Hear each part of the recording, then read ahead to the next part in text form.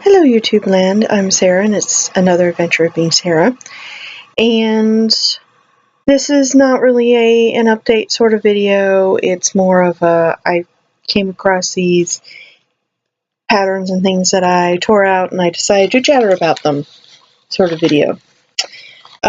These all came from a magazine called Workbasket,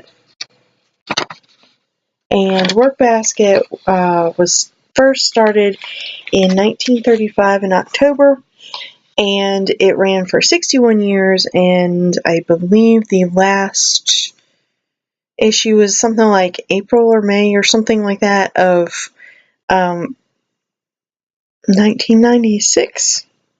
Yeah. Excuse me. And I can't remember how long I got them. They were small. They were just small little size papers. You can see that we're not talking giant magazines here. But they were good to take in your project bags. And they were sort of a variety magazine. So they would have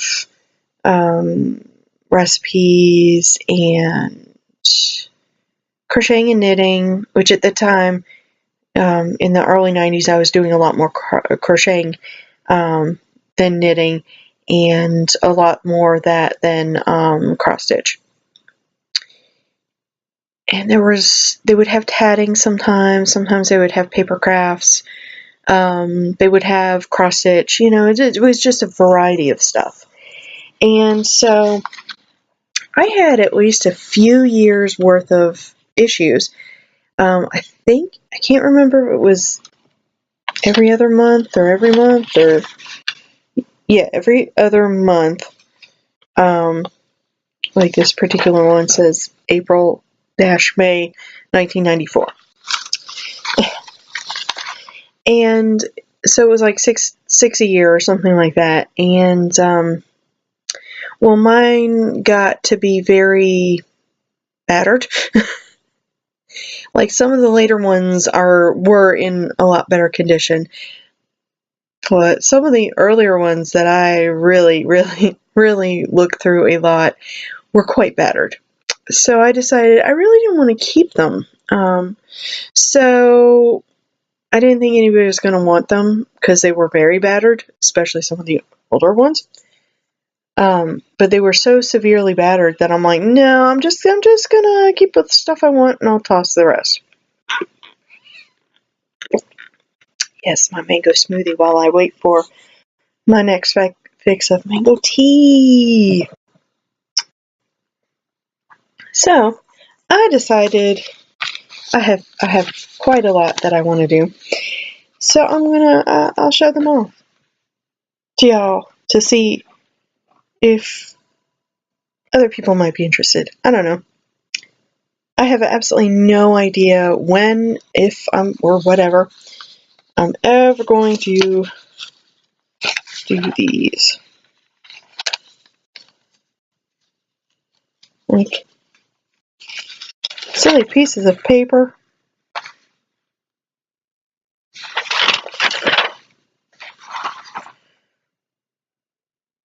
So I was looking to see what they had these, I guess they were sort of like needlepoint type deals, where you would use plastic canvas and actually Krynic. And they had quite a few of these that were really pretty, and I always liked them. So I'm like, yeah, I think I would save these. For some reason I had to, evidently I couldn't tell which one, I didn't think I was going to be able to tell from the pattern which one was going to be which. So I labeled these with 1 through 6. They had like these different flowers. I'm like, that's pretty. Sorry, that's pretty. So we'll put that over there. And then, let's see, from February, March of the same year. I always thought this was really pretty. These heart boxes. I always liked that one because it's blue and it was different. It wasn't just pink. I remember they had like, was it the Olympics? Yeah. They had, during the Olympics, they had an edition, and this was for the 1996 games in Atlanta, Georgia.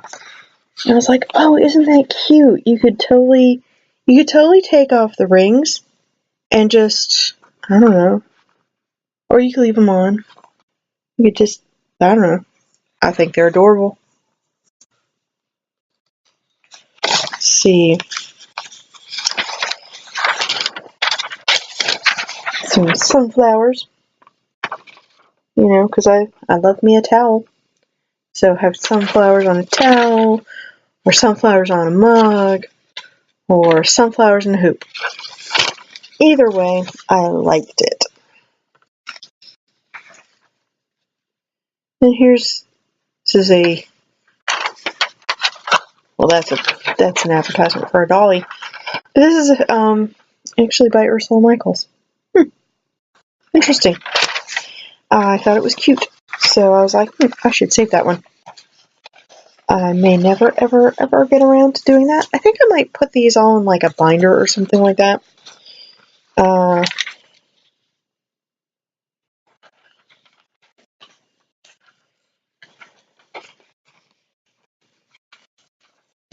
There's these little mini treat bag thingies. And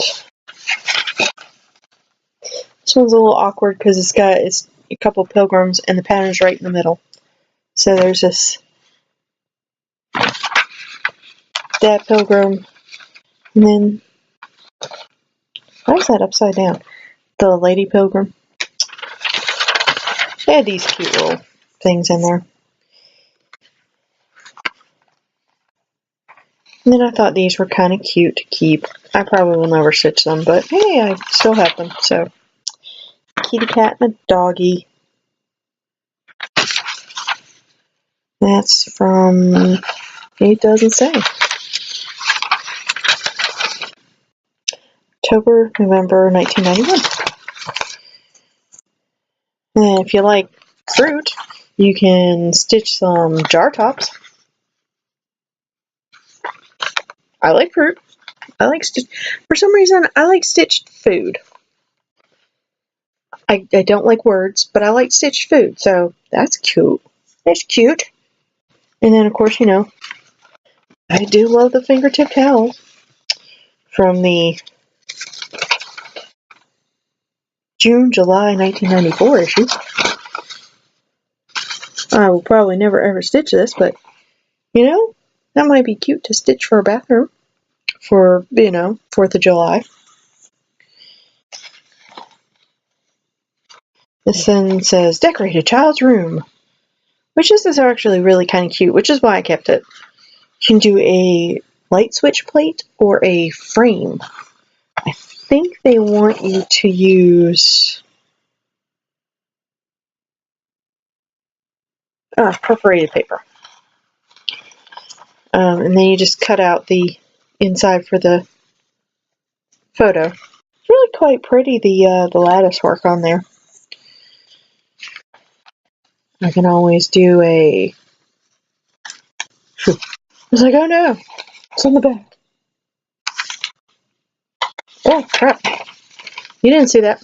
You didn't see that at all. But bell pull, I don't know. It says it's an easy lily design. The lily? I guess so. It must kind of look like a pot plant or something. I don't know. Not that I know what pot plant looks like, but that was my first thought.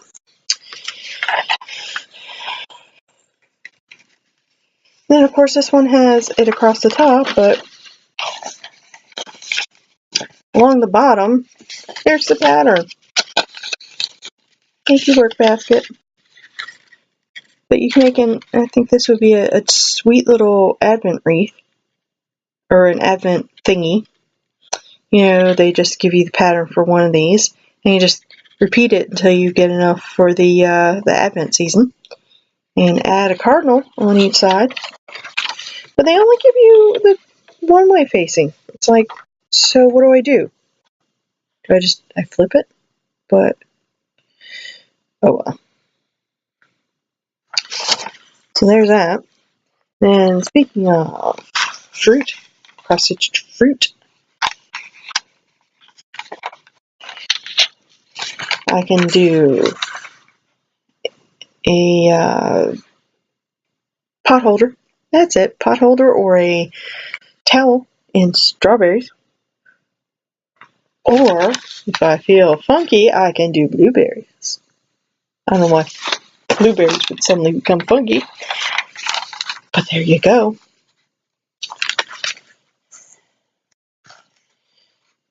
And this is one, it's a little sampler. It says it's a sampler. I don't know, it doesn't look like a sampler to me. It just looks like a cross-stitch picture. And that's not actually like stitched words, it's because it's got a lot of back stitching to it. Those are like, okay. But it's a nice little one that's actually really appropriate for any time of year. And back to the Krennic, the turkey. Gobble gobble, a jeweled turkey.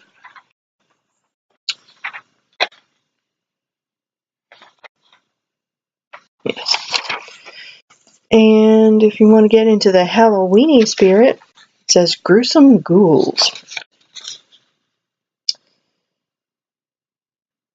Kind of cute. Now, I would never ever stitch I don't think I could ever find the frame part, but the little inside part is kind of cute. I guess you could make like a holder or something. I don't know. Oh, these ones have always been really, really pretty to me. And these ones I actually would like to stitch eventually. There's just something really, really pretty about them. Uses blue and silver, and who wouldn't like those little boxes? Here's one, and I haven't stitched that many of them, or I didn't make that many of the items in them, but this particular one I actually knit twice. One in ivory and then one in like a pastel rainbow. They've never been used or anything like that, but I did knit them because I wanted to. Did not make the blanket. So, christening gown. And a little blanket that goes with it. I thought this was kind of pretty. We call it the perfect fall wrap. And that's nice. It's just a generic cardigan with some nifty cables and pockets. That is pretty. I like that. I have not made that. I have not made this, but this is child's pullover sweater. This is just a generic little sweater. Cool. Yeah, because sometimes you go on Ravelry and it's like, oh my god, how hard is it to just put up a basic pattern for whatever? Pretty hard, evidently, because there's a zillion and 9 patterns on Ravelry, and it's like, but I just want a basic whatever it is. Now this one I made in red. I'm pretty sure it was in red. For my dad. Yeah, it was in red. I made this for my dad. A nightcap. I kinda would like to take my hand spun and knit one. Not for Dad. I don't think he wears it, but I made it for him. And then I thought this was really, really pretty. I have never actually patterned on there. Dang it.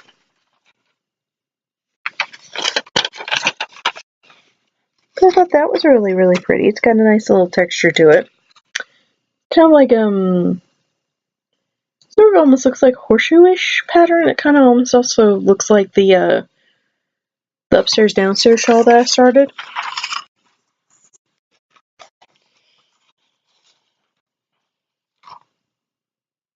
So this is just a basic sock pattern for worsted weight socks. I mean, I already have one that I've done worsted weight socks, but you know, sometimes when you find something, just a decent little pattern, just save the pattern.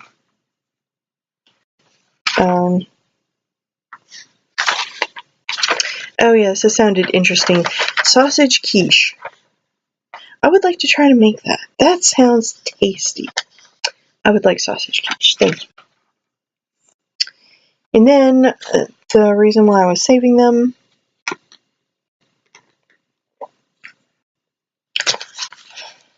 are these. It spanned 3 issues, and there's 2 of these in each issue. So there's 6 of them total. I am not one for stitching Christmas stuff or Santa. I'm not big on stitching that sort of thing. If that's your thing, go for it. Cool. Like if you like Lizzie Kate, stitch Lizzie Kate. Lizzie Kate. Wow, I can speak my words. Reset that. If you like Lizzie Kate, stitch Lizzie Kate. If you don't like Lizzie Kate, then don't.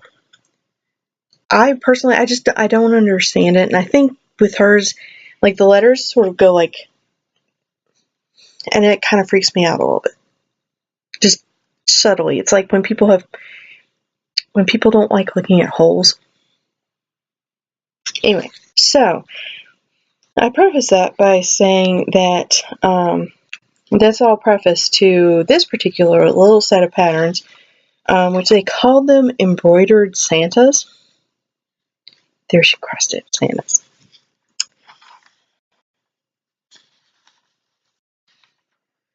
Looking to see if there was any like specific names or whatever, like Woodland Santa or whatever, but there's not. So this is the first 2.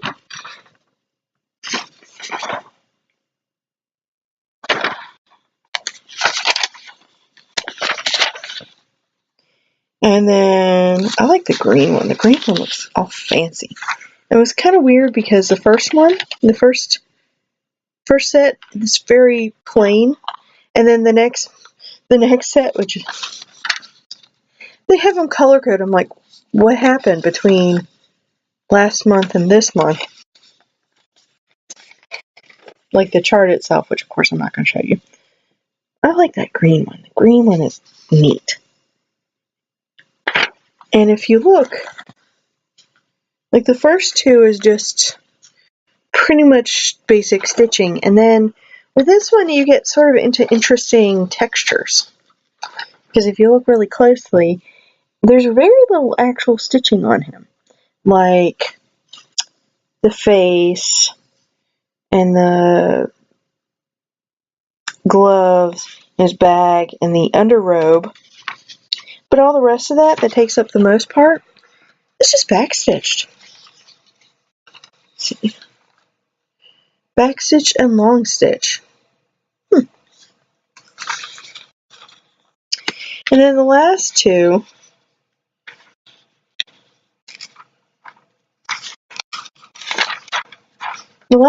have,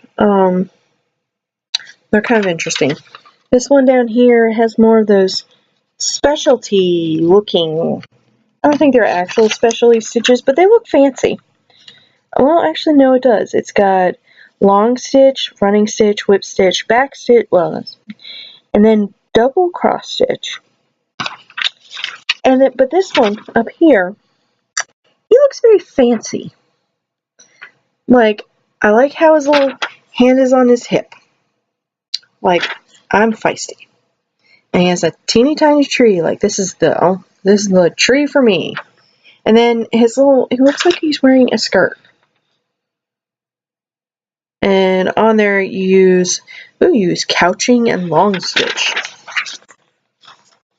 So look at that. Long stitch, lazy daisy stitch, But I don't think there's any specialty stuff on Chinese knots.